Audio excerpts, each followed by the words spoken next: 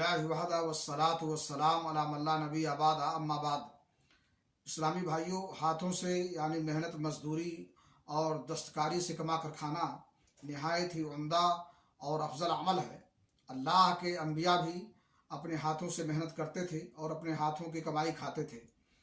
ظاہری اسباب کا استعمال کرنا یہ انتہائی ضروری اور لازمی ہے، اور انہی کے ذریعے اللہ رب العالمین کی طرف سے برکت نازل ہوتی ہے، اور اسباب کا استعمال کرنا یہ توکل کے منافی بھی نہیں ہے۔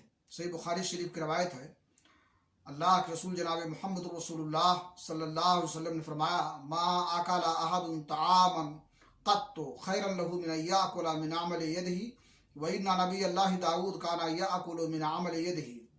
کسی شخص نے اپنے ہاتھوں سے بہتر کمائی کا کھانا نہیں کھایا، اور اللہ کے نبی داؤد علیہ السلام اپنے ہاتھ سے محنت کر کے کما کر کھاتے تھے۔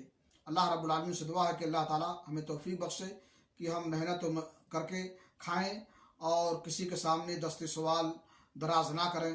وآخر دعوانا الحمدللہ رب العالمین۔